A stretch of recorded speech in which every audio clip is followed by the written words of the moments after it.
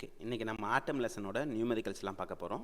So இந்த நியூமெரிக்கல்ஸில் first types of problem வந்து kinetic energy கொடுத்துட்டு வெலாசிட்டி கேட்பாங்க, அப்படி இல்லைனா டிஸ்டன்ஸ் ஆஃப் க்ளோசஸ் அப்ரோச் கேட்பாங்க. இந்த ரெண்டு விதமான ப்ராப்ளம் தான் உங்களுக்கு வந்து இந்த டாப்பிக்கில் ஃபஸ்ட்டு டாப்பிக்கில் கேட்குறது. அப்போ கைனடிக் எனர்ஜியோட ஃபார்முலா என்னது அப்படின்னா கே ஈக்குவல் டு என்னது அப்படின்னா ½ mv ஸ்கொயர் அப்படி சொல்லிட்டு எழுதலாம். அப்போது v வெலாசிட்டி கேட்டாங்க அப்படின்னா v square equal to 2k divided by m. அப்போ v equal to √2k by m அப்படி சொல்லிட்டு எழுதலாம். ஸோ செகண்ட் ஃபார்முலா கைனடிக் எனர்ஜியோட இன்னொரு ஃபார்முலா என்னது அப்படின்னா கேன்றது 1/4 எக்ஸல் நாட். So z okay k z e okay நம்ம ZEன்னு சொல்கிறத விட ஃபஸ்ட்டு நம்ம வந்து என்ன பண்ணிக்கலாம் q1 q2 divided by r அப்படின்னு சொல்லிட்டு எழுதிக்கலாம். அப்போது இந்த இடத்துல Q1ன்றது இந்த சம்மில் வந்து மாறி இருக்குது. அப்போ Q1ன்றது எதை குறிக்குது அப்படின்னா நியூக்ளியஸை குறிக்குது. நியூக்ளியஸோட சார்ஜ் வந்து ZE. Q2ன்றது யார் வந்து அப்ரோச் பண்ணுறாங்களோ அவங்களோட ஃபார்முலா குறிக்கும். இப்போ ஃபார் எக்ஸாம்பிள் ஆல்ஃபா பார்ட்டிகல்னால் நம்ம என்ன பண்ணோம் அப்படின்னா 2 டைம்ஸ் த ஈன்னு எழுதணும். ஓகேவா? அதே ப்ரோட்டான்னு சொன்னாங்க அப்படின்னா ப்ரோட்டான்னு சொன்னாங்கன்னா அந்த இடத்துல வெறும் இ மட்டும்தான் எழுதணும். அப்போது K ஈக்குவல் டு இப்போ ஆல்ஃபா பார்ட்டிகல்னு இந்த சம்மில் சொல்லியிருக்காங்க, அதனால் நம்ம என்ன சொல்லணும் அப்படின்னா 2e அப்படின்னு சொல்லிட்டு எழுதணும். ஏன்னா அதுவே Q1ன்றது நியூக்ளியஸை குறிக்குது. அப்போ ZE, ஏன்னா Zன்றது என்னது charge, atomic number of the atom. Okay, அப்போ K ZE square divided by R. இந்த இடத்துல எக்ஸ்ட்ரா ஒரு 2 இருக்குது, அந்த 2வும் சேர்த்துக்கணும். ஓகேவா? ஸோ இந்த சம்மில் பொறுத்த வரைக்கும் நம்ம 2 போட்டிருக்கோம். ஓகேவா? நெக்ஸ்ட் சம்மை போடுவோம், அதில் வந்து நம்ம 2 போட மாட்டோம். ஏன் நம்ம 2 போட மாட்டோம்னா அந்த இடத்துல ப்ரோட்டானோட சார்ஜ் கேட்டிருக்காங்க. அப்போ ப்ரோட்டானோட சார்ஜ் வந்து வெறும் இ மட்டும் எழுதினா போதும். ஆனால் ஆல்ஃபா பார்ட்டிகல்னு சொல்லும் போது 2eன்னு எழுதணும். சரிங்களா? இதுதான் ஃபஸ்ட்டு ஃபார்முலா. ஸோ இப்போ கொஸ்டினில் என்ன சொல்லியிருக்காங்க அப்படின்னா இதில் ஒரு என்னது அப்படின்னா ஒரு ஆல்ஃபா பார்ட்டிகல் வந்து நியூக்ளியஸ் வந்து அப்ரோச் பண்ணுது. எவ்வளோ ஸ்பீடில் வந்து அப்ரோச் பண்ணுது அப்படின்னா அதோட கைனடிக் எனர்ஜி கொடுத்துருக்காங்க மில்லியன் எலக்ட்ரான் வோல்ட். நம்ம வந்து கைனடிக் எனர்ஜி கொடுத்துட்டு நம்மளுக்கு வந்து distance of closest approach, that means மீட்டரில் வேணுனாவோ இல்லை வேவ் லென்த் வேணுனாவோ இல்லை ஃப்ரீக்வன்சி வேணுனாவோ அது முதல்ல ஜூலில் இருக்கணும். அப்போ ஜூலில் இருக்கிறதால முதல்ல நான் என்ன பண்ணுறேன், அந்த மில்லியன் எலக்ட்ரான் வோல்ட்டை நான் என்ன பண்ணுறேன் அப்படின்னா 10⁶ மாற்றுறேன். That means மில்லியன்னா எம்னா 10⁶. அந்த எலக்ட்ரான் வோல்ட்டை நான் என்ன பண்ணுறேன் ஜூலுக்கு மாற்றிருக்கேன். அப்போ 1.6 × 10⁻⁻19 ஜூல். ஓகே, அப்போ இதான் வந்து கைனடிக் எனர்ஜியோட வேல்யூ வந்து ஜூலில் எழுதியிருக்கேன். இப்போ நம்மளுக்கு என்ன தெரியும், ஆர்னாடோட ஃபார்முலா இப்போ தான் கண்டுபிடிச்சிருக்கோம். ரைட்? அப்போ ஆர்னாடோட ஃபார்முலானது ஆர்னானது டிஸ்டன்ஸ் ஆஃப் க்ளோசஸ் அப்ரோச், அதோட ஃபார்முலானது நம்ம இப்போ கண்டுபிடிச்சிருக்கோம் 2k ZE square by k அப்படின்னு சொல்லிட்டு கண்டுபிடிச்சிருக்கோம். அதுதான் நான் இந்த இடத்துல எழுதியிருக்கேன். ஓகேங்களா? அதுதான் இந்த இடத்துல தெளிவாக எழுதியிருக்கேன். ஓகேவா? இதுதான் ஆர்னாட்டோட வேல்யூ. அப்போது 1/4 எக்ஸல் நாட்னா என்னது 9 × 10⁹ சொல்லலாம். 2ஓட வேல்யூ 2 தான். இசட்டோட வேல்யூ என்னது அப்படின்னா 79 அங்கே கொடுத்துருக்காங்க. எஸ், இசட்டோட வேல்யூ 79 கொஸ்டினில் கொடுத்துருக்காங்க. ஓகே, ஈன்றது சார்ஜ் ஆஃப் த எலக்ட்ரான், கேன்றது கைனடிக் எனர்ஜி. இதோட வேல்யூலாம் நீங்கள் அப்ளை பண்ணிங்க அப்படின்னா உங்களுக்கு ஆன்சர் வந்து கிடச்சிரும். சரிங்களா? இதான் நம்ம பார்த்துருக்க ஃபஸ்ட்டு சம். ஓகே, இதுக்கப்புறமா நம்ம செகண்ட் சம் பார்க்கலாம். செகண்ட் சம்மில் என்ன கொடுத்துருக்காங்கன்னு பாருங்கள். ஸோ இந்த சம்மில் வந்து பார்த்திங்க அப்படின்னா ப்ரோட்டான்னு சொல்லியிருக்காங்க. இந்த சம்மை பொறுத்த வரைக்கும் அது ப்ரோட்டான் அப்படின்னு சொல்லிட்டு சொல்லியிருக்காங்க.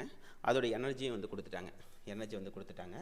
அது என்னது அப்படின்னா ஒரு லெட் ஷீட் அப்ரோச் பண்ணுது, அதோட இசட்டோட வேல்யூயும் கொடுத்துட்டாங்க. இப்போ இந்த சம்மில் என்ன கேட்டிருக்காங்க, ஸ்பீட் ஆஃப் த ப்ரோட்டான் கேட்டிருக்காங்க. எஸ், அப்போ நம்ம என்ன பண்ணணும், அந்த மில்லியன் எலக்ட்ரான் வோல்ட்டை ஜூலுக்காக மாற்றணும். அப்போ நம்ம ஜூலுக்காக இந்த சம்மில் மாற்றியாச்சு. ஃபஸ்ட்டு ஸ்டெப்பில் என்ன பண்ணியிருக்காங்க பாருங்கள், அந்த மில்லியன் எலக்ட்ரான் வோல்ட்டை ஜூலுக்காக மாற்றிருக்காங்க. செகண்ட் ஸ்டெப் வந்து நம்ம இப்போ தான் சொன்னோம் K ஈக்குவல் டு என்னது ½ mv ஸ்கொயர்னு சொன்னோமா. K ஈக்குவல் டு என்னது ½ mv ஸ்கொயர். அப்போ v ஸ்கொயர் ஈக்குவல் டு நம்ம போட்டிருந்தோம் 2k by mன்னு சொல்லியிருந்தோம்ல. அப்போ 2 வந்து இது, கேன்றது கைனடிக் எனர்ஜி, எம்ன்றது மாஸ் ஆஃப் த ப்ரோட்டான். இது வந்து கான்ஸ்டன்ட் வேல்யூ கொடுத்துருவாங்க.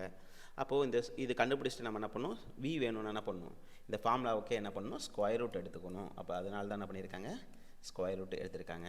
அப்போ ஸ்கொயர் ரூட் எடுத்துகிட்டு நீங்கள் சிம்பிளிஃபிகேஷன் பண்ணால் உங்களுக்கு ஆன்சர் கிடச்சிரும்.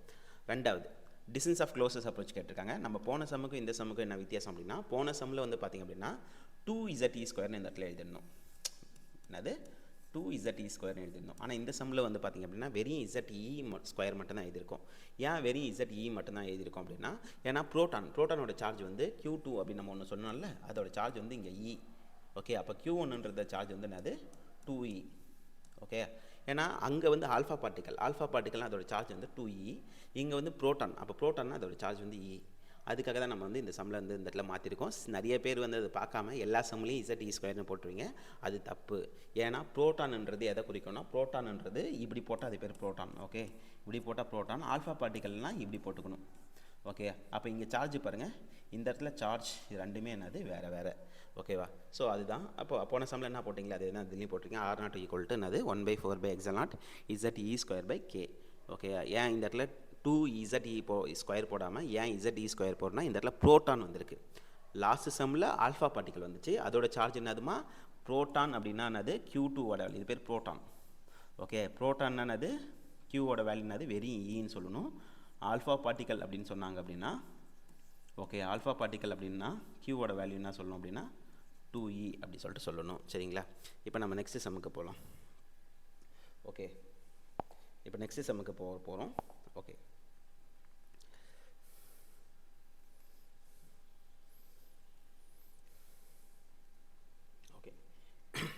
நெக்ஸ்ட் சம்முக்கு இப்போ நம்ம போகிறோம். நெக்ஸ்ட் சம்மில் என்ன கேட்டிருக்காங்க பாருங்கள். The ground state of hydrogen atom is -13.6 electron volt. What is the kinetic energy of the electron in the second exit state அப்படின்னு சொல்லியிருக்காங்க. ஓகே, இப்போ கைனெட்டிக் எனர்ஜி இது டோட்டல் எனர்ஜி கொடுத்துட்டு கைனெட்டிக் எனர்ஜி கேட்டிருக்காங்க. அதுக்கப்புறமா நான் அது கேட்டிருக்காங்க அப்படின்னா பொட்டான்ஷியல் எனர்ஜி கேட்டிருக்காங்க. ஸோ அதுக்கு முன்னாடி நம்மளுக்கு என்ன ஃபார்முலா தெரியணும். கைனெட்டிக் எனர்ஜின்றது எதை குறிக்குது அப்படின்னா, ஓகே, மைனஸ் டோட்டல் எனர்ஜி அப்படின்னு சொல்லிட்டு எழுதலாம். கைனெட்டிக் எனர்ஜின்றது அது மைனஸ் டோட்டல் எனர்ஜி அப்படின்னு எழுதலாம். அப்போ பொட்டான்ஷியல் எனர்ஜியோட ஃபார்முலா எப்படி எழுதலாம் அப்படின்னா 2 டைம்ஸ் த டோட்டல் எனர்ஜின்னு எழுதலாம். ஓகே, கைனெட்டிக் எனர்ஜியோட ஃபார்முலா மைனஸ் டோட்டல் எனர்ஜின்னு சொல்லலாம். பொட்டான்ஷியல் எனர்ஜியோட formula 2 times the total energy அப்படின்னு சொல்லிட்டு சொல்லலாம். சரிங்களா?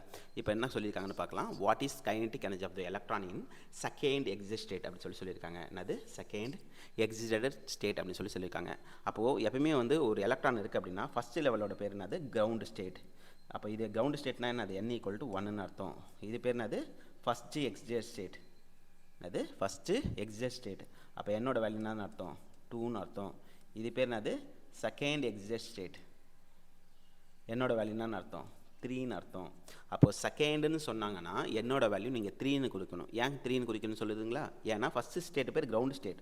அப்போ எலக்ட்ரான் வந்து இங்கேருந்து இங்கே போகுது அப்படின்னா முதல் லெவலுக்கு போகுது, அப்படிலாம் அது ரெண்டாவது லெவலுக்கு போகுது அப்படின்னு தான் நம்ம சொல்கிறோம். சரிங்களா? அதனால் வந்து ஃபஸ்ட்டு செகண்ட் அப்படின்னா செகண்டுன்னு சொன்னாங்கன்னா என்னோட வேல்யூ 3யை குறிக்குதுன்னு அர்த்தம். ஓகே, என்னோட வேல்யூ என்னது 3. அதுவே தேர்டு எக்ஸிட் ஸ்டேட்டுன்னு சொன்னாங்க அப்படின்னா என்னோட வேல்யூ எதை குறிக்குதுன்னு அர்த்தம் 4ஐ குறிக்குதுன்னு அர்த்தம். அப்போ முதல்ல நம்ம என்ன பண்ணுறோம் அப்படின்னா இதுதான் டோட்டல் எனர்ஜியோட ஃபார்முலா. ஓகே, இதுதான் டோட்டல் எனர்ஜியோட ஃபார்முலா. அப்போ அந்த டோட்டல் எனர்ஜியை நம்ம என்ன பண்ணுறோம் அப்படின்னா டோட்டல் எனர்ஜியில் third excited state second excited ஸ்டேட்டுக்கு போகிறதுக்கான வேல்யூனா நீங்கள் E3 தான் கண்டுபிடிக்கணும். ஏன்னா ஃபஸ்ட் ஸ்டேட்டோட பேர் கிரவுண்ட் ஸ்டேட். அப்போது செகண்டுனா நான் குறிக்கணும் 3ஐ குறிக்குதுன்னு அர்த்தம். அப்போ நம்ம என்ன பண்ணுறோம் n-க்கு பதிலாக நம்ம என்ன பண்ணிட்டோம் அப்படின்னா 3ன்னு போட்டுட்டோம். n-க்கு பதிலாக என்ன போட்டோம் 3ன்னு போட்டுட்டோம். அப்போ 3 ஸ்கொயர்னா 9. ஓகே, அப்போ 13.6 / 9னா உனக்கு ஆன்சர் கிடச்சிருச்சு. நெக்ஸ்ட்டு தேர்ட் எக்ஸிட் ஸ்டேட்டுன்னு கேட்டிருக்காங்க. அப்போ தேர்ட் எக்ஸிட் ஸ்டேட்னா என்ன பண்ணணும் அப்படின்னா 4 போட்டுக்கணும். இந்த எண்ணென்ற இடத்துல என்ன போட்டுக்கணும் 4 போட்டுக்கணும். அப்போ 4 போட்டிங்க அப்படின்னா உங்களுக்கு தேர்ட் எக்ஸிட் ஸ்டேட்டோட வேல்யூ தெரிஞ்சிருச்சு. இப்போ நம்ம என்ன கேட்டிருக்காங்க kinetic energy of the electron in second excited state தானே கேட்டிருக்காங்க. அப்போ kinetic energy of the electron in second excited state அப்படின்னு கேட்டதால நம்ம டோட்டல் எனர்ஜியிலேருந்து நம்ம என்ன பண்ணோம் அப்படின்னா நம்ம என்ன டோட்டல் எனர்ஜியோட சிம்பிள் மாற்றணும், வேறு ஒன்றும் இல்லை. அப்போ E3யோட சிம்பிள் வந்து நெகட்டிவில் இருக்குது, நம்ம என்ன பண்ணணும் இங்கே நெகட்டிவில் இருக்குது. ஓகே, இங்கே என்ன இருக்குது நெகட்டிவில் இருக்குது. அதை நம்ம என்ன பண்ணணும் வெறும் பாசிட்டிவில் மட்டும் எழுதினா போதும்.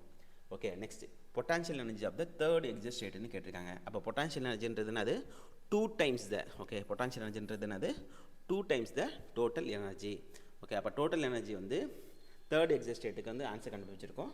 அதை 2ஆல் மல்டிப்ளை பண்ணிங்கன்னா உனக்கு ஆன்சரு கிடைச்சிரும். சரிங்களா? இப்போ நம்ம நெக்ஸ்ட் சம்முக்கு போகலாம்.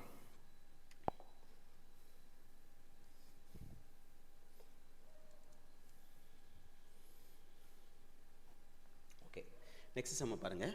If the electron jumps to ground state from third exit state. நல்லா பாருங்கள், electron jumps to ground state.